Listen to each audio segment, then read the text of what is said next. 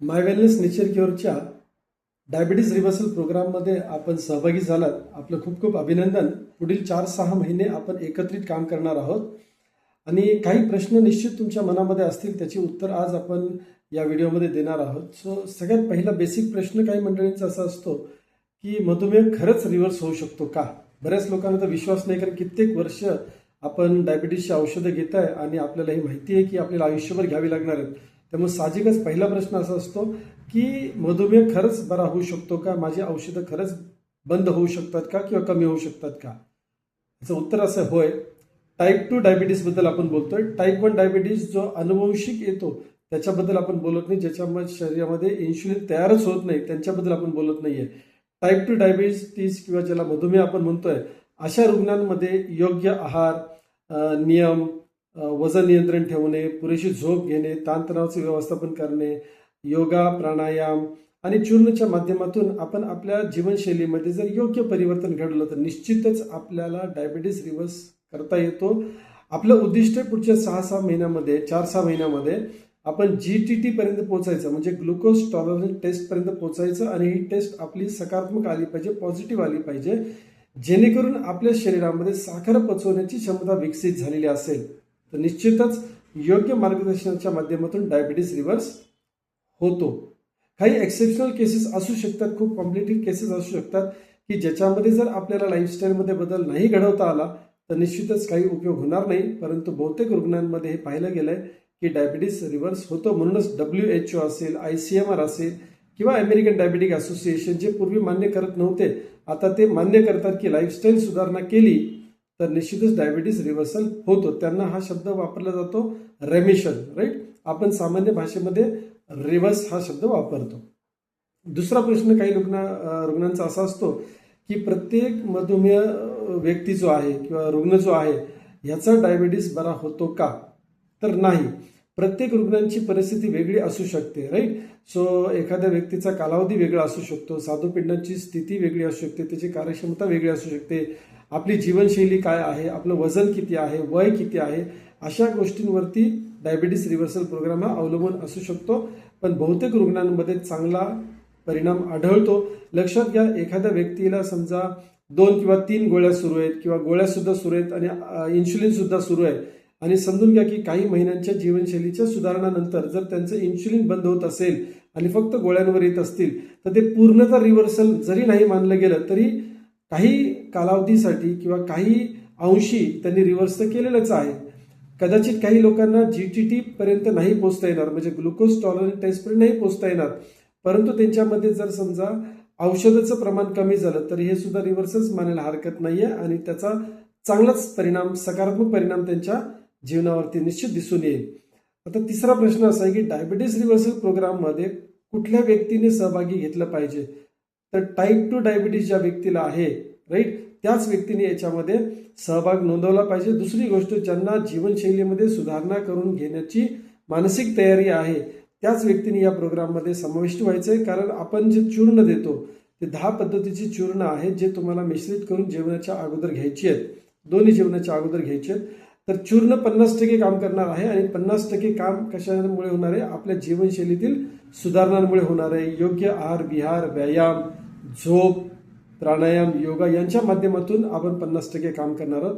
तर ज्यांची मनाची तयारी आहे हे सगळं करण्याची, त्यांना निश्चितच या प्रोग्रामचा फायदा होणार आहे आणि तुम्ही योग्य व्यक्ती असू शकणार आहात. तसंच आता फास्टिंग इन्शुलिन का महत्वाची आहे? बेसिकली फास्टिंग इन्शुलिन का महत्वाची समजून घ्या. आपण जर फक्त साखर मोजत राहिलो तर त्याचा उपयोग होणार नाहीये. फास्टिंग इन्शुलिनमुळे काय होतं की आपल्या शरीरामध्ये इन्शुलिन किती तयार होतंय आणि इन्शुलिनचा वापर किती होते आपल्या शरीरामध्ये, हे आपल्याला फास्टिंग इन्शुलिनमुळे करणार आहे. आणि त्याच्यावरूनच आपल्याला हे समजतं की आपण योग्य व्यक्ती आहोत का इन्शुलिन किंवा आपण म्हणूया शुगर रिव्हर्सल प्रोग्रामसाठी, राईट. हे निश्चित समजून घेणं गरजेचं आहे. त्याच्यानंतर फास्टिंग इन्शुलिन नंतर आपण फास्टिंग रेजिस्टन्स म्हणजे काय हे समजून घेऊया. काही लोकांना कळतं की फास्टिंग इन्शुलिन समजलं, पण इन्शुलिन रेजिस्टन्स म्हणजे काय? तर इन्शुलिन रेजिस्टन्स म्हणजे काय? आपल्या शरीरामध्ये जे काही इन्शुलिन तयार होतंय स्वादुपिंडाच्या माध्यमातून त्याचा योग्य वापर होतोय का? आणि योग्य वापर हा कुठे होत असतो? योग्य वापर हा आपल्या कोशिकामध्ये म्हणजे पेशींमध्ये होत असतो. तर जर समजा योग्य प्रमाणामध्ये इन्शुलिन तयार होतंय परंतु त्याचा वापर आपल्या कोशिकामध्ये होत नाहीये विस्कर फॅटमुळे किंवा विविध कारणास्तव त्याला आपल्याला इन्शुलिन रेझिस्टन्स म्हणता येतं, राईट. म्हणजे योग्य प्रमाणामध्ये इन्शुलिन तयार होत आहे किंवा बाहेरून इन्शुलिन घेतलं जातं इंजेक्शनच्या माध्यमातून, पण त्याचा वापर आपल्या कोशिकामध्ये किंवा पेशींमध्ये होत नसेल तर त्याला म्हटलं जातं इन्शुलिन रेझिस्टन्स. हे अतिशय महत्त्वाचं आहे. दुसरी गोष्ट, मी रेग्युलर बेसिसवरती जर समजा शुगरची मात्रा समजून घेतोय किंवा टेस्ट करतोय, ज्याला आपण ब्लड टेस्ट म्हणतो, ती योग्य प्रमाणात आहे का बघा. लक्षात घ्या, शुगर टेस्ट ही आपल्याला तात्पुरती साखर दाखवते, ज्याला आपण फास्टिंग ब्लड शुगर किंवा पोस्ट मील PP शुगर ज्याला आपण म्हणतो, ती टेस्ट आपल्याला टेम्पररी दाखवतं, काल आज माझ्या शरीरामध्ये साखरची मात्रा किती आहे. पण HbA1c काय महत्वाचं आहे, कारण HbA1c आपल्याला पूर्ण 3 महिन्याचा ॲव्हरेज दाखवणार आहे. 3 महिन्याचा ॲव्हरेज HbA1c दाखवणार आहे की मी जे काही खात आलोय मागच्या 3 महिन्यामध्ये त्याच्यावरून माझ्या शुगरची पातळी किती आहे हे समजतंय.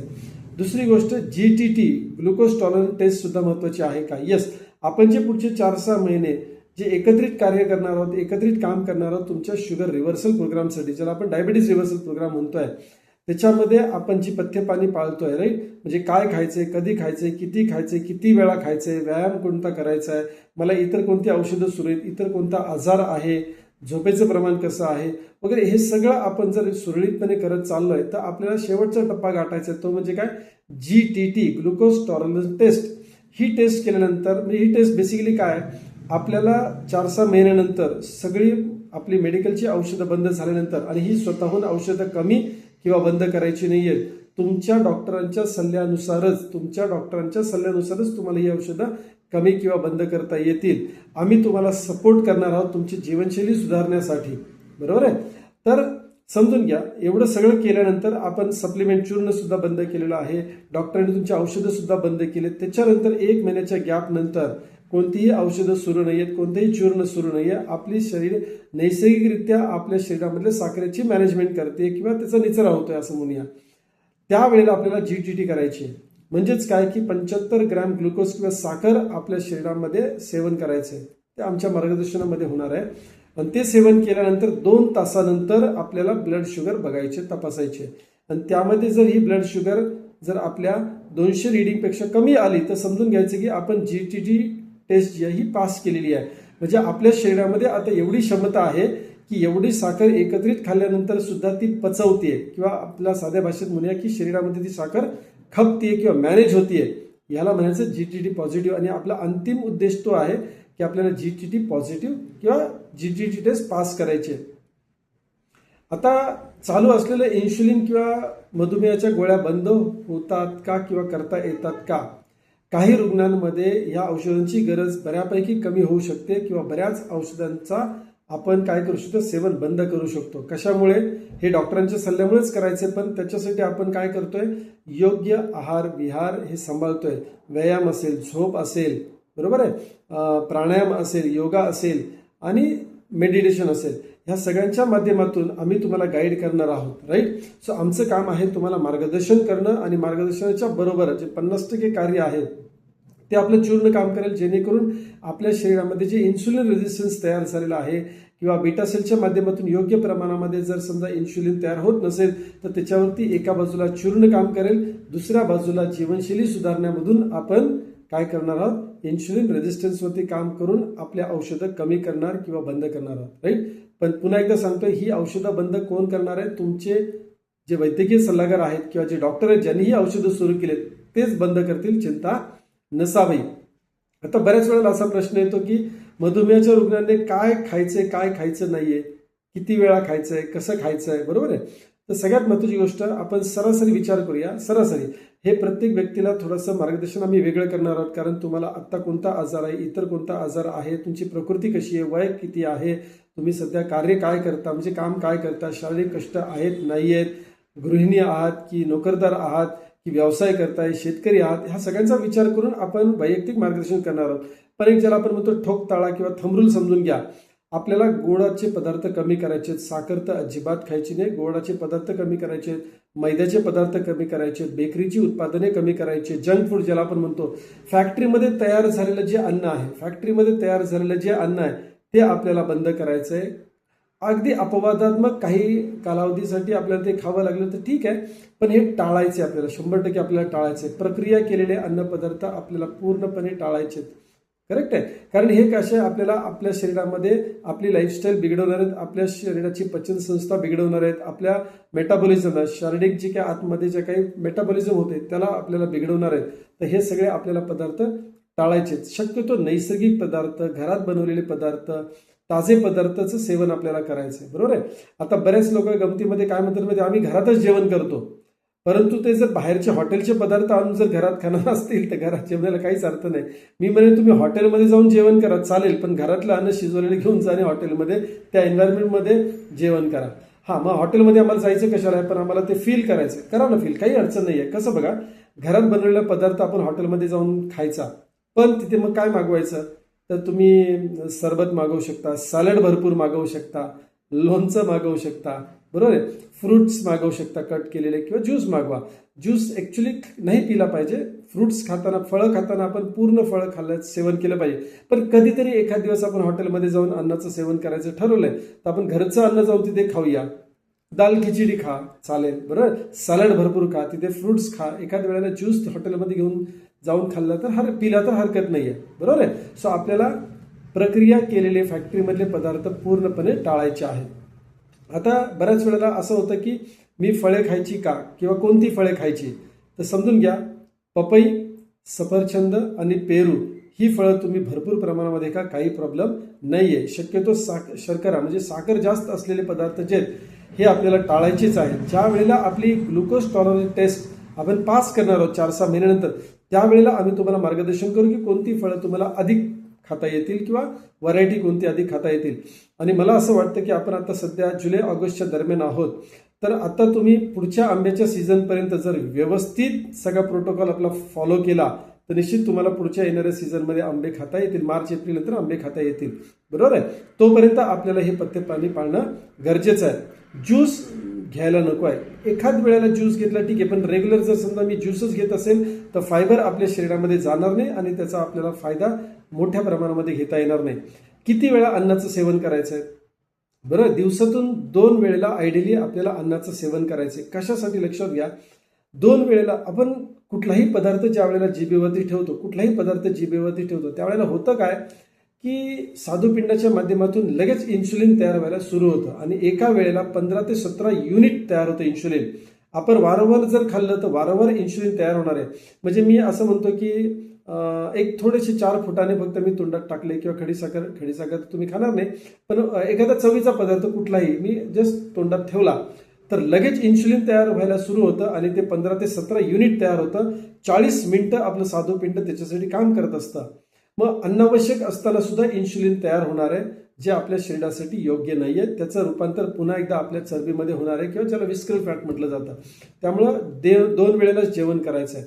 जर समजा इतर काही औषधं सुरू आहेत, इतर काही आजार आहेत, त्याच्यासाठी सुद्धा आपल्याला कार्य करायचं आहे, तर त्यावेळेला आम्ही तुम्हाला वैयक्तिक मार्गदर्शन करू की तुम्ही 2 वेळेलाच जेवण करायचे, 1 वेळेला जेवण करायचे की 2 वेळापेक्षा जास्त जेवण करायचं आहे, राईट. सो हे व्यक्तिगत आपल्याला मार्गदर्शन करता येणार आहे किंवा केलं जाईल. आता हे झालं आपलं किती वेळा जेवण करायचं, काय खायचंय, प्युअर सात्विक भोजन आहार करायचं आपल्याला. जनावरांकडून येणारा कोणत्याही पदार्थाचं सेवन आपल्याला करायचं नाही, ते टाळायचं. मग दूध आणि दुधाचे पदार्थ सुद्धा आपल्याला नाही खायचे. ओके, मांसाहाराचा तर प्रश्नच येत नाही, अंड्याचा प्रश्नच येत नाहीये, बरोबर आहे. आपण आता रिकव्हरी फेजमध्ये लक्षात घ्या, आपल्याला सात्विक ताजं घरातलंच अन्नाचं सेवन करायचंय. तुम्ही म्हणाल मग आम्ही मटण घरातच बनवतो ना, ताजंच खातो ना, नाही. जनावरांकडून येणारा एकही पदार्थ तुम्हाला खायचा नाहीये. सात्विक भोजन करायचंय आणि भोजन करत असताना 2 प्लेटमध्ये आपण भोजन करणार आहोत. पहिल्या प्लेटमध्ये कच्चं अन्न असेल, ज्याला आपण म्हणतो सॅलड, राईट, फळं, भाज्या ह्या आपण खाऊ शकतो. कच्च्या बोलतोय मी, राईट. आता लक्षात घ्या, सॅलड खाताना काकडी खायची आहे, मुळा खायचा आहे, गाजर थोडंफार खाऊ शकता, बीट अजिबात खायचं नाही कारण साखरेचे प्रमाण त्याच्यामध्ये जास्त आहे. त्याच्यानंतर तुम्ही कांदा खाऊ शकता, मेथी खाऊ शकता कच्ची, बरोबर आहे. त्याच्याबरोबर पत्ताकोबी असेल, पत्ताकोबी खा. त्याच्यानंतर तुम्ही बदाम खाऊ शकता भिजवलेले. ओके, जर वजन जास्त नसेल, वजन कमी करणं हे टार्गेट नसेल, तर भिजवलेले शेंगदाणे बुडभर तुम्ही खाऊ शकता. त्याचबरोबर स्प्राउट्स, ज्याला आपण मोड आलेलं कडधान्य म्हणतो, ते तुम्ही खायचे आणि प्रोटीनचं प्रमाण वाढवायचं आहे, राईट. अक्रोड खाऊ शकता तुम्ही, त्याच्यामध्ये मनुके खायचे नाहीयेत, खजूर खायचा नाहीये. सो ड्रायफ्रुट्स असतील जे भिजवलेले आपण खातोय, त्याच्यानंतर फळं असतील जी 3 मी सांगितली, पपई, सफरचंद आणि यस पेरू. ओके, अननस असेल त्या सीझनमध्ये खा, मोसंबी तुम्ही खाऊ शकता, सायट्रस फ्रूट खायला काही हरकत नाहीये. ज्यूस नका घेऊ, पपईचा अननसाचा ज्यूस असेल, राईट, रस नको आहे आपल्याला, किंवा मोसंबीचा रस. एखाद वेळेला बाहेर कुठे गेले ठीक आहे, पण रेग्युलर जेवणामध्ये आपण जी प्लेट 1 खाणार आहोत त्याच्यामध्ये ज्यूस नाही आहे, आपल्याला पूर्ण फळ खायचं आहे. ओके, हे प्लेट 1 किती खायचं आहे? आपल्या वजनाच्या 5 पट ग्रॅममध्ये. माझं वजन 50 किलो आहे तर मला 5 पट म्हणजे 250 ग्रॅम. 60 किलो वजन असेल तर 300 ग्रॅम, 5 पट, बरोबर आहे. 80 किलो वजन असेल तर गुणिले 5 म्हणजे 400 ग्रॅम मला हे कच्चं अन्न खायचं, सॅलड खायचंय. आणि हे पूर्ण सॅलड अगोदर खायचंय, पूर्ण सॅलड अगोदर खायचंय, त्याच्यानंतरच प्लेट 2 म्हणजे शिजवलेलं अन्न खायचंय, ज्यामध्ये भात अगदी नैवेद्यासारखा म्हणतो ना आपण, नावासाठी भात घेतलाय, नाही खाल्ला तर अतिउत्तम. भाकरी, जी मोठी भाकरी खातोय आपण तिची साईज हळूहळू आपल्याला कमी करायची आहे. एक भाकरीच्या वरती, एका चपातीच्या वरती खायचं नाहीये. मग खायचं काय शिजलेलं अन्न? भरपूर प्रमाणामध्ये ज्या भाज्या आपण करतोय त्या भाज्या खायच्यात, आणि भरपूर प्रमाणामध्ये प्रोटीनसाठी आपल्याला डाळ खायची आहे, बरोबर आहे. सो हे भरपूर प्यायचंय आणि खायचंय आपल्याला, पण चपाती, भात, भाकरी हे कमीत कमी करायचे. याचं काय कर्बोदके, ज्याला आपण कार्बोहायड्रेट्स म्हणतो, याचं प्रमाण कमी करायचंय, प्रोटीनचं प्रमाण आपल्याला वाढवायचंय. दुधाचे पदार्थ पूर्णपणे टाळायचे, मांसाहार अजिबात आपल्याला करायचा नाहीये. सो काय खायचं हे मी सांगितले. किती वेळा खायचे? 2 वेळाला. परत एकदा बघा, इतर औषधं जर सुरू असतील तर तुम्हाला मी वैयक्तिक मार्गदर्शन करणार आहे. काही वेळेला ब्लड प्रेशर असू शकतो, किडनीचा आजार असू शकतो, बरोबर आहे, थायरॉइड असू शकतो, तर त्यावेळेला आम्ही तुम्हाला खाण्याची वेळा, किती वेळा आणि काय खायचं हे थोडंसं आपल्याला बदलता येऊ शकतं. पण फक्त प्युअरली डायबिटीस असेल, आपल्याला फक्त साखरेचाच त्रास आहे, तर आत्ता मी जे सांगतोय ते तुम्हाला पाळायला सुरू करायचं. टायमिंग काय असेल? सकाळचं भोजन जे आपण करणार आहे, दुपारचं भोजन ज्याला आपण म्हणूया लंच जे आहे, ते 11 नंतर करायचे. आणि संध्याकाळचं भोजन, रात्रीचं भोजन बोलत नाही, संध्याकाळचं भोजन आपल्याला करायचंय. कसं करायचंय? 7च्या आतमध्ये, 7च्या आतमध्ये करायचं. प्लेट 1 अगोदर संपवायची आहे आणि मगच प्लेट 2 कडे आपण जाणार आहोत. आणि प्लेट 1 किंवा प्लेट 2 मध्ये लिंबाचा वापर, लोणच्याचा वापर आपल्याला करायचा आहे. लोणचं तुम्हाला खायला नाही सांगितलं असेल किंवा उपलब्ध नसेल किंवा आवडत नसेल हरकत नाहीये, कंपल्सरी लिंबू पिळायचंच आहे. वरून अजिबात मीठ घ्यायचं नाहीये. एखाद दिवस भाजीमध्ये मीठ कमी पडलं किंवा मीठच टाकायचं विसरलंय तरी काही हरकत नाहीये. त्यावेळेला लोणचं थोडंसं वाढवा किंवा लिंबू पिळा त्या भाजीमध्ये, आमटीमध्ये किंवा वरणामध्ये, पण वर्ण मीठ अजिबात आपल्याला घ्यायचं नाहीये. Okay, simple. 40 मिनिटांमध्येच आपल्याला भोजन संपवायचं आहे.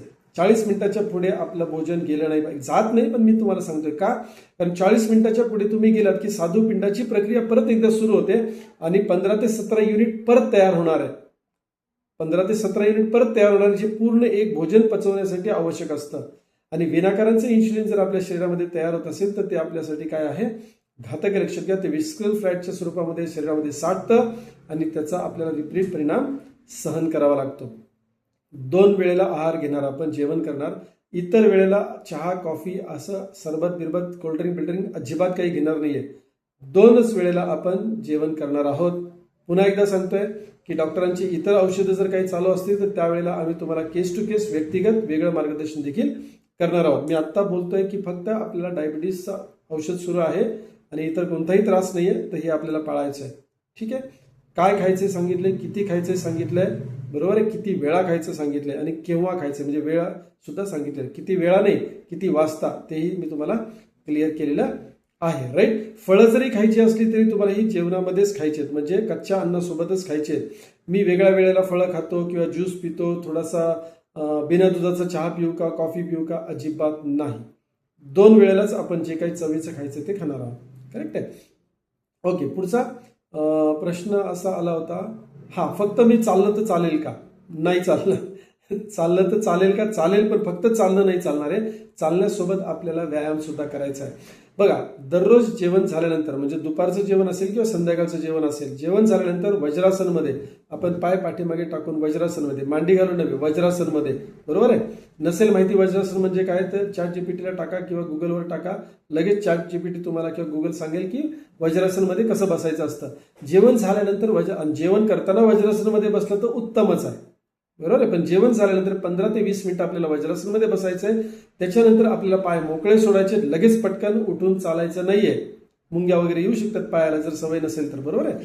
मग तुम्ही 5 मिनिटं, 15 मिनिटं, 10 मिनिटं असं करत 20 मिनिटापर्यंत जा. 15 ते 20 मिनिटं आपल्याला जेवण झाल्यावर वज्रासनमध्ये बसायचे, पचन संस्था आपली चांगली कार्य करेल. दुसरी गोष्ट, त्याच्यानंतर आपल्याला शतपावली करायचं आहे. मग ते दुपारच्या जेवणानंतर असेल किंवा रात्रीच्या जेवणानंतर असेल, कंपल्सरी शतपावली आपल्याला करायचीच आहे. शतपावली म्हणजे फास्ट चालणं नव्हे, व्यायाम नाही आहे, तो शतपावलं आहेत, राईट. 100-200 पावलं आपल्याला चालायचं आहे. दिवसभरामध्ये आपल्याला किमान 5 ते 7 हजार पावलं चालायचीच असतात. मग ते कुठल्याही कारणास्तव असू देत, पण जेवण झाल्यानंतर ही शतपावली कंपल्सरी आपल्याला करायची आहे. त्याच्यामुळे काय होतं, साखरेचं जे प्रमाण आहे ना ते रक्तामध्ये फास्ट वाढणार नाही. ओके. दुसरी महत्वाची गोष्ट बघा, जेवणाचा क्रम सांगितला. अगोदर कच्चं अन्न ते सगळं खाली जाणार आहे आणि मग शिजलेलं अन्न आपण खाणार आहोत. ओके. मग शिजलेलं अन्न वर असल्यामुळे शुगर स्पाइक रक्तामध्ये काय होणार, वाढणार नाही, फास्ट वाढणार नाही. ओके. ही आपल्याला काळजी घ्यायची. दुसरी गोष्ट, व्यायाम हा रोज सकाळी आपल्याला करायचाच आहे. एखाद दिवस खाडा झाला, 2 दिवस खाडे झाले, पाहुण्या रावळ्यांकडे गेलो होतो, काही फंक्शन होतं, लग्न कार्य होतं, ओके, समजू शकतो, धावपळ तर झालीच असते. पण दररोज व्यायाम करायचाच आहे. व्यायाम काय, चालणं हा व्यायाम नाही, ही ऍक्टिव्हिटी आहे. ओके. चालण्याच्या पुढे आपल्याला थोडं जॉगिंग करा, थोडंसं फास्ट चाला, घाम आला पाहिजे. शाळेमध्ये शिकवलेली पीटी केली तरी चालेल, सूर्यनमस्कार करा. टप्प्याटप्प्याने आपल्याला पुढच्या 4-6 महिन्यामध्ये आपल्याला 2-5 सूर्यनमस्कारपासून सुरू करायचे. शेवटच्या महिन्यामध्ये आपल्याला साधारण 40-45 सूर्यनमस्कार घालायचे. एका वेळचं बोलतोय म्हणजे एका दिवसातलं बोलतोय. हळूहळू वाढवायचं, टेन्शन घेऊ नका, राईट. योगा करा, प्राणायाम करा, रोज ध्यानधारणा म्हणजे मेडिटेशन झालं पाहिजे. योग्य झोप झाली पाहिजे. काही लोकांचा प्रश्न असतो किती झोपलं पाहिजे, झोपेचा परिणाम होतो का आपल्या डायबिटीजवर? 100% होतो. 7 ते 8 तास झोप आपल्याला घ्यायचीच आहे रोज, आणि ती रात्रीची झोप असावी. वामकुक्षी थोडीशी चालते, पण दुपारचं झोपायचं नाही, दुपारचं झोपायचं नाहीये. मग तुम्ही गृहिणी असाल तरी सुद्धा, ओके, किंवा वयस्कर असाल तरी सुद्धा झोपायचं नाहीये. रात्रीची झोप काय घ्यायची ती घ्या. 10, 10:30, मॅक्झिमम 11ला झोपणे, सकाळी 7-8 तासाला फ्रेश मस्तपैकी उठणे, राईट. प्राथमिक सगळा विधी उरकणे आणि व्यायाम करणे, राईट. घाम आल्यानंतर साधारण 40 मिनिटं ते 60 मिनिटं व्यायाम झाला पाहिजे. व्यायाम घाम आल्यानंतर चालू होतो, तोपर्यंत वॉर्मअपच असतो, राईट. सो 5 मिनिटात जर तुम्ही वॉर्मअप केला, घाम यायला लागला तर ओके आहे. पण थोडंसं फास्ट चालणं, जॉगिंग केलं, राईट, थोड्याशा उठाबशा काढल्या, राईट, जोर बैठका आपण ज्याला म्हणतो ते केलं. घाम आला की मग पुढे तो मेंटेन करा. थोडी मसल आपली बिल्ड झाली पाहिजे, लक्षात घ्या. ओके. चालणं पुरेसं नाहीये, चालणं असलं पाहिजे पण पुरेसं नाही. ताण तणावाचं व्यवस्थापन करायचं, रिलॅक्स राहायला शिका. फार तणावात्मक जीवन तुमचं असेल, प्रोफेशनल असेल, पर्सनल लाईफमध्ये फार तणाव असतील तर योग निद्रा करायची, योग निद्रा करायचे. माझा युट्यूबला व्हिडिओ आहे योग निद्राचा, किंवा कुठल्याही एका चांगल्या गुरुचा व्हिडिओ तुम्ही ऑफलाईनला डाउनलोड करून घ्या. एखादं छान बासरीचं म्युझिक असेल, मेडिटेशनचं म्युझिक असेल, अल्फा म्युझिक असेल, राईट, थीटा म्युझिक असेल, हे ऑफलाईनला डाउनलोड करा, कारण त्याच्यात जाहिरात येणार नाही. आणि डाउनलोड केलेलं म्युझिक तुम्ही रोज ऐका, शांत बसा, काही करू नका, फक्त म्युझिक ऐका.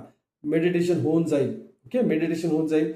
सो योगा, ध्यानधारणा, प्राणायाम, झोप हे अतिशय महत्वाचे. याचा प्रभाव आपल्या रक्तातल्या साखरेवरती 100% होतो, लक्षात घ्या. रात्रीची झोप फार महत्वाची आहे. झोपेचा मेडिटेशनचा संबंध आहे शुगरशी, मधुमेहाशी, डायबिटीसशी आहे. व्यायामाचा संबंध आहे, चालण्याचा संबंध मधुमेहाशी आहे. कारण बघा, शरीराला तुम्ही कारण देऊ नका की माझं ड्युटी अशी असते, माझी कामाची प्रक्रिया अशी असते, किंवा मी शेतकरी आहे वगैरे. हे शरीराला कळत नाही. शरीराच्या आतमध्ये जे चालेल तेवढं शरीराला कळतं. सो मधुमेहाचा संबंध या सगळ्या गोष्टींबरोबर आहे. सो डायबिटीस रिव्हर्सलच्या दरम्यान मला कोणत्या कोणत्या चाचण्या करायच्या? रेग्युलर आपण ब्लड शुगर तर बघणारच आहोत. 3 महिन्यातून एकदा HbA1c देखील बघणार आहोत, बरोबर आहे. HbA1c आपल्याला बघायचं आहे. त्यानंतर आपल्याला सगळ्यात शेवटची टेस्ट म्हणजे कोणती? GTT. पण त्या दरम्यान आपल्याला फास्टिंग इन्शुलिन सुद्धा बघायचं आहे. फास्टिंग इन्शुलिन बघितल्यानंतर आपल्याला काय कळणार आहे की आपल्या इन्शुलिनचं प्रमाण योग्य आहे का, आणि त्याचा निचरा व्यवस्थित होतोय का, त्याचं कार्य व्यवस्थित होतंय का, म्हणजे इन्शुलिन रेजिस्टन्स कमी झालाय का, हे आपल्याला कळणार आहे. आपल्याला इन्शुलिन सेन्सिटिव्हिटी पर्यंत पोहोचायचं आहे, राईट. सो अशा काही चाचण्या, काही केसमध्ये आपण सी पेप्टाइड टेस्ट देखील सांगणार आहोत, किंवा इतर आजार असतील तर त्या अनुषंगाने आपण काही टेस्ट देखील सांगणार आहोत, जे ऑलरेडी तुमच्या डॉक्टरांनी देखील सांगितलेलं असणारच आहे. पण बऱ्याच वेळेला हे बघायला मिळतं की फास्टिंग इन्शुलिन डॉक्टर लोक सांगत नाहीत, ती मात्र आपण सांगणार आहोत. कारण आपल्याला योग्य प्रमाणात इन्शुलिन तयार होतंय का, आणि त्याचा निचरा होतोय का, म्हणजेच त्याचं कार्य व्यवस्थित चाललंय का, हे बघण्यासाठी फास्टिंग इन्शुलिन टेस्ट आपल्याला करायला लागते. माय वेलनेस नेचर केअरच्या माध्यमातून आपण लाईफस्टाईल करेक्शन वरती काम करणार आहोत, लक्षात घ्या. पुढचे 4-6 महिने या दरम्यान तुमच्या मनाने आम्ही तर नाहीच सांगणार आहे औषधं बंद करायला किंवा कमी करायला, तुमच्या मनाने औषधं बंद करायची नाहीयेत. पण ह्या दरम्यान हे सगळं करत असताना आणि आपली मेडिकलची औषधं जी तुमच्या डॉक्टरांनी वैद्यकीय सल्लागाराने जी काही औषधं दिलेली आहेत ती औषधं तुम्हाला चालू ठेवायची, पण ही बंद करायची वेळ येणार आहे. त्या डॉक्टरांवरच ही बंद करायची वेळ येणार आहे का? उद्देशच आहे की ती औषधं बंद करायची, पण आमच्या किंवा स्वतःच्या सल्ल्याने औषधं बंद करायची नाही. तुमच्या डॉक्टरांच्या सल्ल्यानेच औषधं बंद होतील किंवा कमी होतील. लक्षात घ्या, इन्शुलिन सुद्धा पहिल्या टप्प्यामध्ये कमी होईल, गोळ्या सुद्धा कमी होतील, नंतरच बंद होतील. तुमच्या शरीराची प्रकृती तपासूनच तुमचे डॉक्टर हे बंद करतील. लक्षात घ्या. कारण काय समजून घ्या की आपण हे सगळं शुगर कंट्रोल करण्यासाठी करत नाहीये, तर शुगर साखर शरीरामध्ये खपली पाहिजे. आणि ती खपते कशामुळे?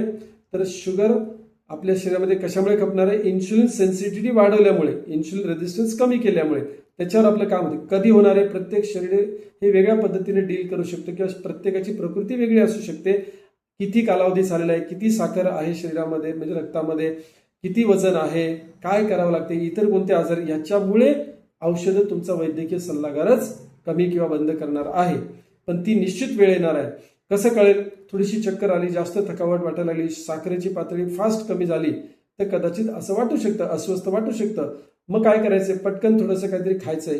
म्हणजे ते अगदी 7 वाजेची वाट बघायची नाही किंवा 11ची वाट बघायची नाही. मधल्या दरम्यान जर असं कधी काही झालं तर लगेच काहीतरी पटकन खायचं, गोड खाल्लं तरी हरकत नाही त्यावेळेला. आणि मग डॉक्टरांकडे जायचंय आणि डॉक्टरांना सांगायचं आपण जे जे सगळं करतोय ते. त्याच्यातून त्यांना हे कळेल की तुम्ही डायबिटीज रिव्हर्सलचे आता पेशंट आहात, डायबिटीज रिव्हर्सलवरती तुमचं योग्य पद्धतीने काम सुरू आहे, तर ते औषध किंवा इन्शुलिनची मात्रा कमी करतील, टप्प्याटप्प्याने कमी करतील. तेही लगेच म्हणणार नाही चला उद्यापासून सगळी औषधं बंद, अजिबात नाही. पण टप्प्याटप्प्याने ही 4-6 महिन्यामध्ये काही व्यक्तीला कदाचित एखाद महिना कमी अधिक लागू शकतो. उद्देश आहे सगळी औषधं बंद करणे, चूर्ण बंद करणे, लाईफस्टाईल व्यवस्थित मेंटेन करणे आणि 1 महिन्याचा गॅप घेऊन आपली साखर आपलं शरीरच मॅनेज करू देत. जे काही आपण नॉर्मल जेवण जेवतो ते शुगरच आपली शरीरच मॅनेज करणार आहे. आणि त्याच्यानंतर 1 महिन्याच्या गॅप नंतर आपण ग्लुकोजची टेस्ट घेणार आहोत, ज्याला आपण GTT म्हणतोय. आणि मग ती साखर खाल्ल्यानंतर 75 ग्रॅम साखर खाल्ल्यानंतर 2 तासांनी आपलं ब्लड शुगर लेवल आपण चेक करणार आणि ती 200च्या आतमध्ये असेल तर आपण GTT काय झालो? पास झालो. लक्षात घ्या. राईट. सो प्रत्येक वेळेला आम्ही वैयक्तिक सुद्धा तुम्हाला मार्गदर्शन करणार आहे. माय वेलनेस नेचर क्यूरच्या माध्यमातून तुम्हाला कन्सल्टिंग केलं जाणार आहे, फोनच्या माध्यमातून, झूम मीटिंगच्या माध्यमातून हे सगळं मार्गदर्शन मिळेल तुम्हाला. करेक्ट आहे. पुन्हा एकदा सांगतो, प्रत्येकाची केस वेगळी असू शकते, प्रत्येकाचा आजार वेगळा असू शकतो, साखरेची पातळी कमी अधिक असू शकते, वय वेगळं असू शकतं, इतर आजार वेगळे असू शकतात. मी परत का रिपीट करतोय? कारण आम्ही तुम्हाला वैयक्तिक सुद्धा गाईड करणार आहोत. आज आपण जे काही बोललो ही जनरल गाईडलाईन आहे. फक्त डायबिटीसचं औषध तुम्हाला सुरू आहे तर हे तुम्ही तत्काळ लगेच अंमल करायला सुरू करायचं आहे. बघा, व्यायाम पटकन लगेच होणार नाही, हळूहळू सुरू करायचं आहे. मेडिटेशन कधी झालं नाही झालं पण ते नियमित आणायचं आहे. तुमची फर्स्ट शिफ्ट आहे, सेकंड शिफ्ट आहे, नाईट शिफ्ट आहे, काय केलं पाहिजे हे आम्ही तुम्हाला वैयक्तिक मार्गदर्शन करू. मी शेतकरी आहे, मी 2 वेळेचं जेवण मला चालणार नाहीये, तर आम्ही तुमचा अभ्यास करून तुम्हाला मार्गदर्शन करणार आहोत. राईट. सिंपल आहे ना? Okay. So my dear friends, आज काही ठराविक प्रश्न जी लोकांच्या समोर येतात ती मांडण्याचा आम्ही प्रयास केलेला आहे. सो हे व्यवस्थित तुम्ही सगळं आत्मसात कराल. ह्याच्यातही काही शंका असेल तर तुम्ही आमच्या ऑफिसशी संपर्क साधू शकता. वैयक्तिक मार्गदर्शन मिळणारच आहे, चिंता नसावी. पण आता जे काही आपण या व्हिडिओमध्ये प्रश्न बघितले त्याच्या अनुषंगाने तुम्ही काय करायला पाहिजे? सुरुवात करायला पाहिजे. बरोबर आहे. शुभश्च शीघ्रम. ओके.